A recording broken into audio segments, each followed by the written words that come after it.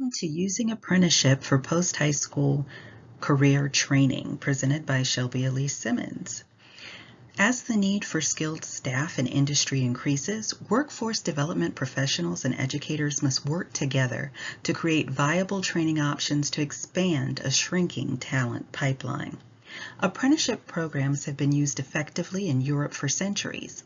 This presentation will introduce participants to apprenticeship in the United States, and specifically in South Carolina, showing how apprenticeship is a valuable post-high school training option for skilled trades. Today's learning objective: the learner will be able to identify and explain the primary components of a U.S. Department of Labor apprenticeship and how it can replace traditional post-secondary career training models. While the United States Department of Labor sets national standards for apprenticeship and provides a portable certification upon completion of a registered apprenticeship, many states have local government or educational structures as well. In South Carolina, this structure or agency is called Apprenticeship Carolina, and it is a part of the state comprehensive technical education system and provides free facilitation, coordination, and promotion services to public and private institutions while administering federal apprenticeship grants, state incentives, and tracking apprenticeship data. This presentation will discuss registered apprenticeships. So what are the primary components of an apprenticeship? In South Carolina, those are classroom training, on-the-job training, and wage progression.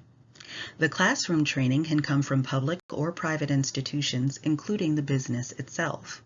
The on-the-job training is standardized for each occupation, such as IT help desk support or certified nursing assistant. The training includes mentoring and observation while conducting some, if not all, of the position-related activities. In some instances, individuals may be hired in alternative positions until they achieve the appropriate certification or licensure. For example, a registered nursing apprentice may start as a caretaker or sitter, or even in nutrition, until they earn a certified nursing assistant certification and can become a CNA at a higher wage. They may then continue to work on site and at the local technical college, for example, to complete an associate's degree in nursing over the course of 1 or 2 more years. These would comprise the classroom and on-the-job training. Wage progression is determined by the employer and may be tied to time on the job, intermediate assessments and certifications, or other factors.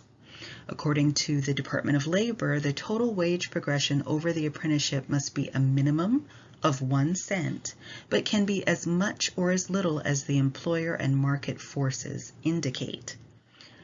It is not up to Apprenticeship Carolina or the U.S. Department of Labor to determine the wage progression.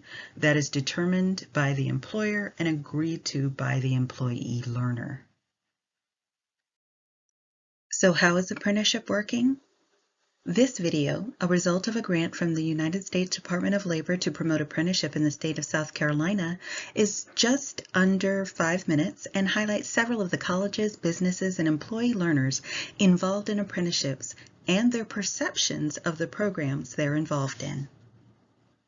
Please use the link on the screen or the link found in Resources to view the video. These features of registered apprenticeships, the mentorship, certifications earned, occupations included, wage progression, and training, standardized training within a company or within a sector, and can be instrumental in developing a sustainable talent pipeline. Along with other strategies, apprenticeship is a successful component of workforce development for Savannah River Nuclear Solutions, Boeing, BMW, Michelin, and many more throughout the state of South Carolina.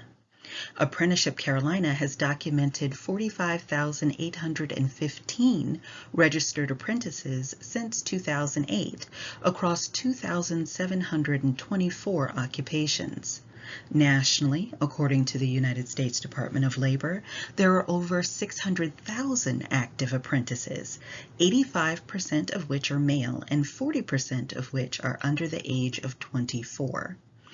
Seeing that these are demographics that are now missing out in traditional educational forms, this is really an opportunity to serve those who are currently underserved.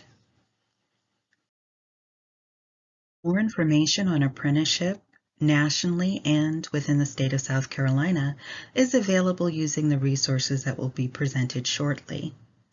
In the interim, think carefully. Would apprenticeship be something that could work for you, your students, or your company? Can you think of the required components that you would need to include? What partners could you work with?